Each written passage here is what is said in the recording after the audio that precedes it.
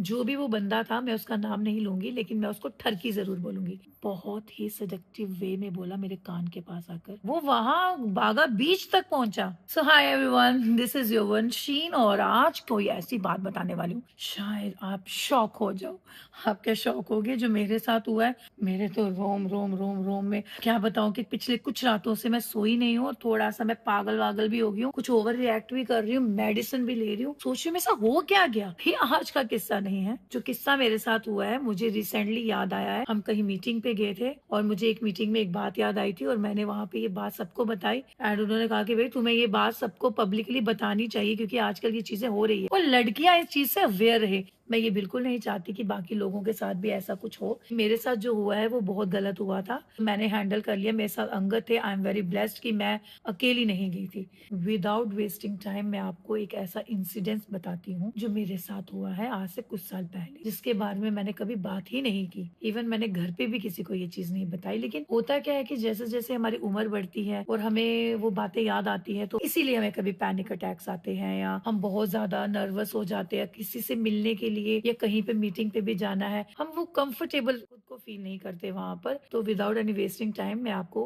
Real incident बताती हूँ। आज से कुछ साल पहले मुझे हैदराबाद से कॉल आया था, एंड फेसबुक पे पहले मेरी बात हुई है किसी के साथ। एंड फेसबुक पे जब बात हुई थी तो उन्होंने मेरे फोटोज वगैरह देखे थे, एंड मेरे से मेरा पोर्टफोलियो वगैरह उन्होंने मंगवाया था। इवन उस टाइम पे मैंने फोटोशूट करवाया था, तो मैंने सेंड कर दिया। हुआ क्या, उसके बाद उन्होंने कहा कि आप ना ऑडिशन के लिए आ जाइए हैदराबाद। तो मैंने कहा ठीक है। मैंने अंगद से बात की, एंड अंगद ने कहा कि तुम चले जाओ अपने भाई के साथ। तो मैंने कहा मेरा भाई तो जाएगा नहीं, ऑलरेडी मुझसे छोटा है 2-3 साल, तो मुझे तो भाई चाहिए कि कोई जेंटलमैन को समझदार, क्योंकि I am going first time in Hyderabad city, तो मुझे तो भाई तुम्हारे साथ जाना है। तो अंगद कहते ठीक है, लेट्स गो। हमने प्लान बनाया एंड चले गए हैदराबाद। हैदराबाद में जाते हैं तो वहां पर हमें रिसीव करने जो आते हैं, जिनसे मेरी बात हुई है, वही रिसीव करने आए थे। एंड जो भी वो बंदा था, मैं उसका नाम नहीं लूंगी, लेकिन मैं उसको ठरकी जरूर बोलूंगी।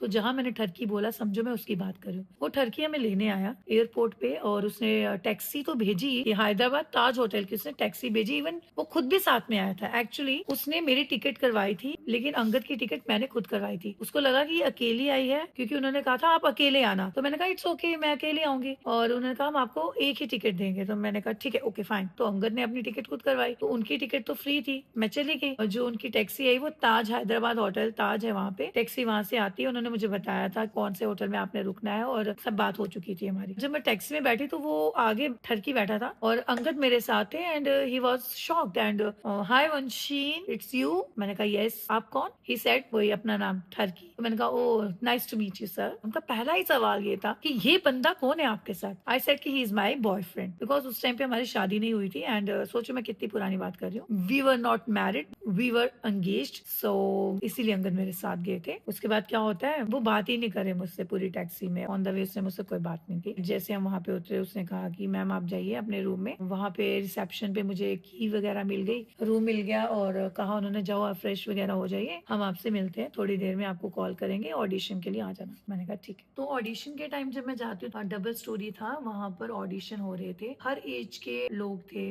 वुमेन्स थी, मैन थे, सब जो भी थे सब ऑडिशन दे रहे थे। थोड़ी देर के बाद मिस्टर टर्की अंदर बुलाते हैं। मैं अंगद के साथ गई उनके ऑफिस में, एंड ही सेड कि प्लीज आप अकेले आइए अंदर। मैंने कहा ठीक है, मैं अंदर आ जाती हूँ। मैं जब अंदर जाती हूँ तो घुमा घुमा कर बातें की जा रही है। एक बंदा और था जो अंदर आया, उन्होंने उनको बुलाया बैल करके कि अंदर आइए और वंशीन को स्क्रिप्ट दीजिए। उसमें कुछ लैंग्वेज ही अलग थी। ऑब्वियसली मुझे हैदराबाद लैंग्वेज वगैरह तो कुछ नॉलेज थी नहीं, तो मैंने कहा I can't read Hyderabadi language. He said कि डोंट वरी, और डबिंग होता है। पहले वहीं पर मुझे बिठाकर पूछा कि चलो आप बोलिए, अपने तरीके से बात कीजिए, आप इन डायलॉग्स को कैसे बात करेंगी। मैंने कहा बाहर तो सबके हो रहे हैं ऑडिशन, तो मेरा भी बाहर ही होना चाहिए। फिर मैं कहा ठीक है, इट्स ओके, क्या पता उनको मैं ज्यादा पसंद आई हूँ करेक्टर के लिए। मैंने ऑडिशन वहां पे तो दिया, तो उसके बाद उन्होंने कहा यू आर सिलेक्टेड। तो गाइस मैं बड़ी खुश भी थी। ठीक है, अच्छी बात है। तो मैंने कहा ठीक है सर, मैं चलती हूँ। नहीं नहीं नहीं, बैठी बैठी से जाऊँ। तो वो मेरी चेयर के आगे पीछे इर्द गिर्द घूमने लगे, एंड मुझे कहने लगी, बहुत ही सजेक्टिव वे में बोला मेरे कान के पास आकर, chocolate या chocolate cover। I said, I can't understand. आप ये क्या कह रहे हैं? But obviously, sir, I like chocolate. He said, I'm a chocolate. Your boyfriend is chocolate cover. I said what? मुझे लगा कि ऐसे ही मजाक कर रहे हैं, बट नहीं, ही वाज वेरी सीरियस। एक दो बार बोला, मैंने कहा ठीक है सर मैं चलती। रुकिए, तुम कहाँ जा रही हो वंशी? बैठो, मुझे तुमसे बात करनी है। जो तुम्हारा बॉयफ्रेंड है उसके साथ तुम्हारा लाइफ सिक्योर नहीं है, तुम कुछ कर नहीं पाओगी। तुम्हें मेरी मूवी में काम करना है, मैं तुम्हें सेलेक्ट कर रहा हूँ, साइन भी करो, तुम मेरे साथ रहो। मैंने कहा सर मैं सोच के बताती हूँ, क्योंकि समझ तो मैं भी गई थी, सिक्स सेंस तो होती है भाई, किस तरह से बात कर रहा था। मैं भी उस चीज को बहुत ही अच्छे से समझ गई। मैं कहा ठीक है सर, मैं होटल जाती हूँ, रूम में थोड़ा रेस्ट करती हूँ, मैं आपको थोड़ी देर में बताती हूँ। एंड ही सेड कि आप अंगद को दिल्ली वापस भेज दो, हमारा कुछ दिनों में शूट होगा स्टार्ट, तो आप यहाँ पे उनको नहीं रख सकते। मैंने कहा ठीक है सर, मुझे थोड़ा सा टाइम दीजिए, मैं आपको बताती हूँ। आप बिलीव नहीं करोगे, मैंने अंगद को कुछ नहीं बताया और अंगद ने बोला क्या हुआ, क्या था अंदर। मैंने अंगद से कोई बात ही नहीं की। आदमी आदमी होता है, मैं नहीं चाहती थी कि वहाँ पे कोई इशू क्रिएट हो, तो हम लोग निकल गए। तो उसके बाद मैं जैसे होटल में पहुंची, मैंने अंगद को कहा अंगद चलो चलो बैग पैक करो, निकलते हैं। अंगद सेड कि क्यों, हम तो अभी आए हैं, तुमने ऑडिशन दिया,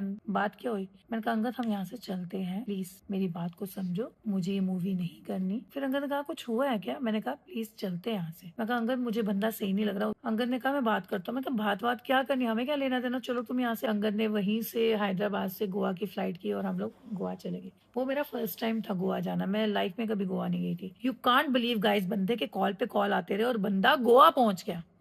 हाँ सच्ची, वो गोवा तक पहुंचा है। उसको कैसे पता आप गोवा गए थे? अरे वो कॉल पे कॉल कर रहा था। मैंने कहा सर मैं गोवा निकल गई, मुझे बड़ा अर्जेंट काम था, बॉयफ्रेंड के साथ गोवा आ गई, हमें यहाँ पे किसी की शादी पार्टी वार्टी जो भी, मैंने XYZ हमने उस टाइम पे जो भी सिचुएशन को हैंडल किया। एंड ही सेड कि मेरा भी गोवा का प्लान है। वहाँ बागा बीच तक पहुंचा। ये मैंने बिल्कुल सच बताया कि जो आजकल लाइफ में हो रहा है वो यही है। ऐसा ही मेरे साथ जम्मू में भी हुआ है। मैं जब थिएटर सीखती थी जम्मू में, और मैं नाम नहीं लेना चाहती क्योंकि मैं नाम लूंगी तो सब उनको जानते हैं। जम्मू में ऐसे लोग हैं जो आपको यूज करते हैं, आपका फायदा उठाते हैं। मैं हैदराबाद की तो क्या बात करूंगी, वो तो फिर मैं फ्लाइट करके कितने किलोमीटर गई हूँ दूर। लेकिन जम्मू में आप लोगों में से कई लोगों को समझ भी आ गया होगा कि जम्मू में ऐसे कैसे लोग हैं जो थिएटर के नाम पे भी ये चीजें कर रहे हैं। मैंने देखा है, बहुत बड़े आर्टिस्ट, बहुत बड़े डायरेक्टर है यहाँ के, बहुत बड़े लोग हैं यहाँ पे, बहुत नामी लोग हैं, उनके नाम नहीं लूंगी, उनकी वजह से भी बहुत सारी लड़कियों की लाइफ खराब हुई है। तो मैं लड़कियों आप लोगों को ये समझा रही हूँ कि अपने आप को अकेला ही समझो। डोंट सेट कि यार मैं बहुत स्ट्रांग हूँ, बहुत समझदार हूँ, मैं हैंडल कर लूंगी सिचुएशन। सम टाइम आप सिचुएशन को बिल्कुल हैंडल नहीं कर सकती, नहीं होती सिचुएशन हैंडल। मेरे पास बहुत बातें हैं बताने को, बहुत गलत इंसान मिले हैं जिंदगी में। ऐसे ऐसे लोग हैं कि इतनी उम्र होने के बावजूद अपनी बेटी की उम्र के साथ भी उनको रिलेशन बनाने में कोई शर्म नहीं है। It's not about Bollywood. आप करण जौहर की बात करते हो, एकता कपूर की बात करते हो, लीव, उनका लेवल बड़ा है। टुच्चे लोग हैं यहाँ बैठे हुए जिन्होंने कुछ किया भी नहीं है लाइफ में, जो कभी भी आपको कोई सीरियल नहीं दिला सकते, जो आपको कभी किसी मूवीज में कास्ट नहीं करवा सकते, जिनके लिंक से नहीं है बॉलीवुड में। वो लोग जम्मू में बैठ के आपको सपने बताएंगे कि आप हीरोइन बनोगी, आप एक्ट्रेस बनोगी। और जम्मू से जो लोग एक्टर बने हैं या जो पहुंचे हैं, वो अपने स्ट्रगल से पहुंचे हैं, किसी के थिएटर से या किसी की हेल्प से या किसी के नाम से। कोई भी आज तक जम्मू से, मैं अपने जम्मू शहर की बात कर रही हूँ, आगे वो नहीं बढ़े हैं। आपका खुद का स्ट्रगल। हमारे जम्मू के बहुत बड़े बड़े आर्टिस्ट हैं जो कि नाम रोशन कर रहे हैं हमारे जम्मू शहर का।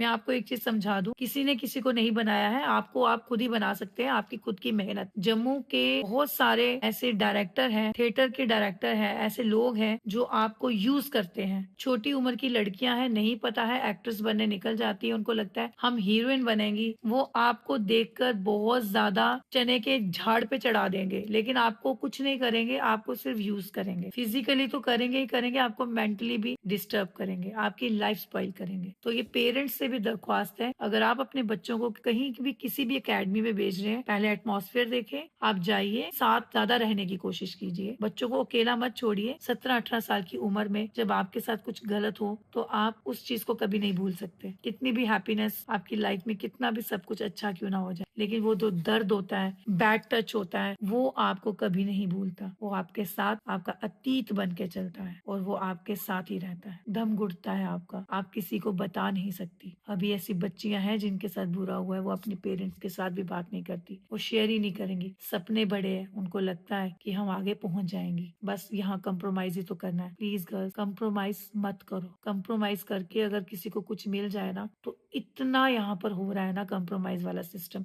10 में से 15 में से 20 में से 4 लड़कियां तो एक्ट्रेस जरूर बननी चाहिए, लेकिन आप खुद समझदार हो, बहुत रेयर लोगों को काम मिल रहा है। काम आपको आपकी काबिलियत से मिलेगा, आपके हुनर से मिलेगा, आपके एक्सपीरियंस से मिलेगा। आपको थिएटर करना है, अच्छी एकेडमी ज्वाइन कीजिए। सो गाइज, मैंने आपको अपनी बहन की तरह समझाया, अपनी दोस्त की तरह समझाया। एक औरत हूँ, अपना दुख आपके सामने शेयर किया। दिल था, दिल पे बोझ था, बस मन किया सच बता दूं। मन में कोई बात रखने से मन हल्का नहीं होता, मन में हमेशा एक जलन रहती है। तो अगर मैंने आपको कुछ बताया है तो वो बिल्कुल सच है। नाम नहीं बताना चाहती लोगों के, क्योंकि नाम बताऊंगी तो यहाँ पर हंगामे हो जाएंगे, तांडव हो जाएंगे, शायद मैं ही सेफ ना रहूं। तो गाइस, बी सेफ, अपना ख्याल खुद रखें। प्लीज अपने पेरेंट्स से बाहर मत जाइए, पेरेंट्स के साथ ही जाइए जहाँ जाना है। पेरेंट्स आपके अपने हैं, बाकी दुनिया सारी आपको सिर्फ यूज करने के लिए ही सबसे पहले टारगेट करती है। Take care, love you guys, bye.